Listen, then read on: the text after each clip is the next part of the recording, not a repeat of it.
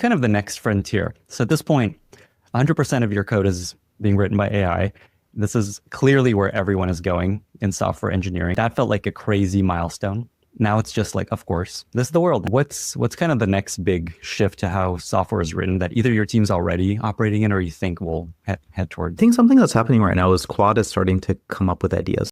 So Claude is looking through feedback. It's looking at bug reports. It's looking at like telemetry and things like this. And it's starting to come up with ideas for bug fixes and things to show. It's just starting to get a little more, like a little more like a coworker or something like that. I think the second thing is we're starting to branch out of coding a little bit. So I think at this point, it's safe to say that coding is largely solved. At least for the kinds of programming that I do, it's just a solved problem because Claude can do it. So now we're starting to think about, okay, like what's next? What's beyond this? There's a lot of things that are kind of adjacent to coding. And I think this is going to be coming, but also just, general tasks, like I use Cowork every day now to do all sorts of things that are just not related to coding at all and just to do it automatically. For example, I had to pay a parking ticket the other day. I just had Cowork do it. All of my project management for the team, Cowork does all of it. It's like syncing stuff between spreadsheets and messaging people on Slack and email and all this kind of stuff. I think the frontier is something like this. And I don't think it's coding because I think coding is, it's pretty much solved. And over the next few months, I think what we're going to see is just across the industry, it's going to become increasingly solved, for every kind of code base, every tech stack that people work on.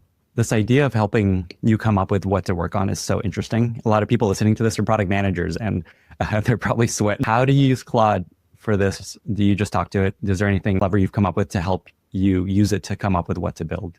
Honestly, the simplest thing is like open Claude Code or Cowork and point it at a Slack thread. Like for us, we have this channel that's all the internal feedback about Claude Code. Since we first released it, even in like 2024 internally, it's just been this fire hose of feedback. And it's the best. And like in the early days, what I would do is anytime that someone sends feedback, I would just go in and I would fix every single thing as fast as I possibly could. So like within a minute, within 5 minutes or whatever.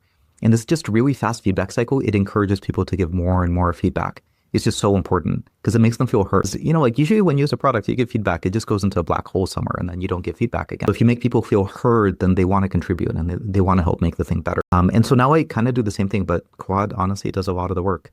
So I pointed at the channel and it's like, okay, here's a few things that I can do. Just put up a couple PRs, want to take a look at them. And I'm like, yeah.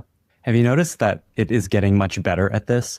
Because this is kind of the holy grail. Right now, it's like, cool, building, solve. Code review became kind of the next bottleneck with all these PRs. Who's going to review them all? Next big open question is just like, okay, now we need now humans are necessary for figuring out what to build, what to prioritize. And you're saying that that's where Claude Code is starting to help you.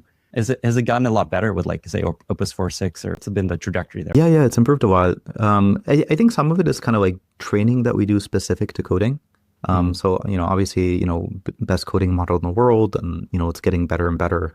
Like 4.6 is just incredible. But also actually a lot of the training that we do outside of coding translates pretty well. So there is this kind of like transfer where you teach the model to do, X and it kind of gets better at Y.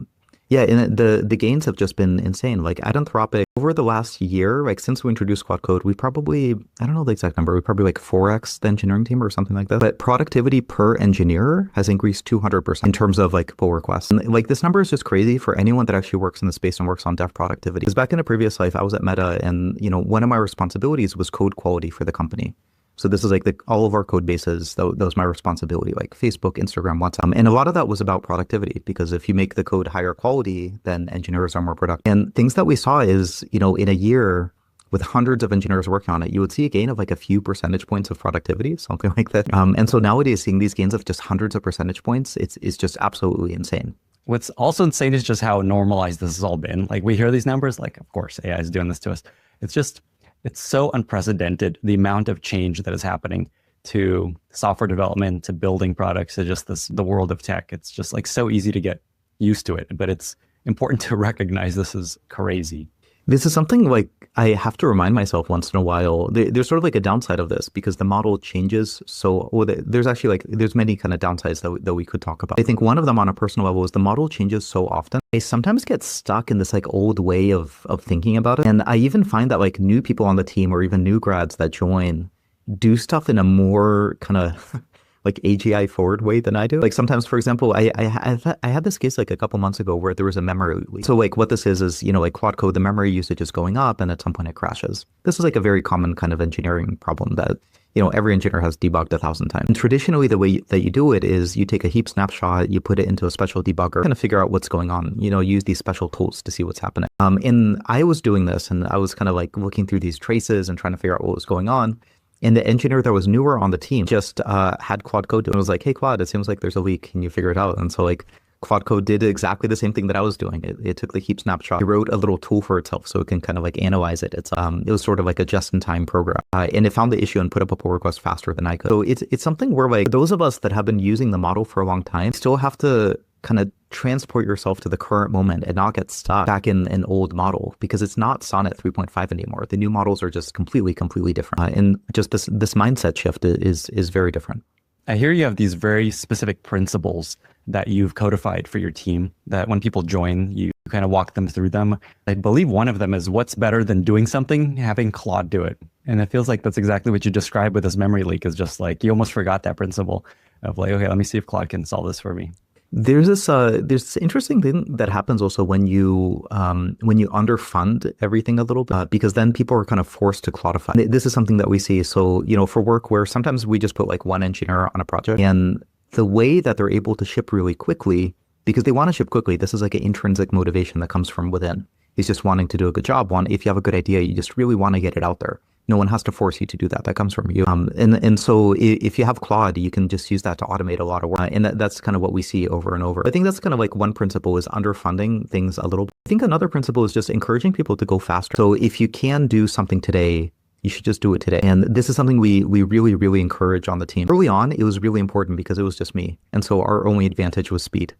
That's the only way that we could ship a product that would compete in this very crowded coding market. But nowadays, it's still very much a principle we have on the team. And if you want to go faster, a really good way to do that is to just have Claude do more stuff. So it just very much encourages that. This idea of underfunding, it's so interesting because in general, there's this feeling like AI is going to allow you to not have as many employees, not have as many engineers. So it's not only you can be more productive. What you're saying is that you will actually do better if you underfund. It's not just that AI can make you faster. It's you will get more out of the AI tooling if you have fewer people working on something. Yeah, if you hire great engineers, they'll figure out how to do it, and especially if you empower them to do it. This is something I actually talk a lot about with with like CTOs and kind of all sorts of companies. My advice generally is don't try to optimize, don't try to cost cut at the beginning. Start by just giving engineers as many tokens as possible. And now you're starting to see companies like, at Anthropic, we have, everyone can use a lot of tokens. We're starting to see this come up as like a perk at some companies. Like if you join, you get unlimited tokens. This is a thing I very much encourage because it makes people free to try these ideas that would have been too crazy. And then if there's an idea that works, then you can figure out how to scale it. And that's the point, to kind of optimize and to cost cut, figure out like, maybe you can do it with Haiku or with Sonnet instead of Opus or whatever. At the beginning, you just want to throw a lot of tokens at it and see if the idea works, and give engineers the freedom to do that. So the advice here is just be loose with your tokens, with the cost on using these models. People hearing this may be like, of course, he works at Anthropic. You want us to use as many tokens as possible. But what you're saying here is the most interesting, innovative ideas will come out of someone just kind of taking it to the max and seeing what's possible. Yeah, and I think the reality is like at small scale, like you're not going to get like a giant bill or anything like this. Like if it's an individual engineer experimenting, the token cost is still probably relatively low relative to their salary or other costs of running the business. So it's actually like not a huge cost. As the thing scales up, so like let's say they build something awesome and then it takes a huge amount of tokens, and then the cost becomes pretty big. That's the point at which you want to optimize it. But don't do that too early. Have you seen companies where their token costs higher than their salary? Is that a trend you think we're going to find and see? At Anthropic, we're starting to see some engineers that are spending, like hundreds of thousands a month in tokens. So we're starting to see this a little bit. There's some companies that we're starting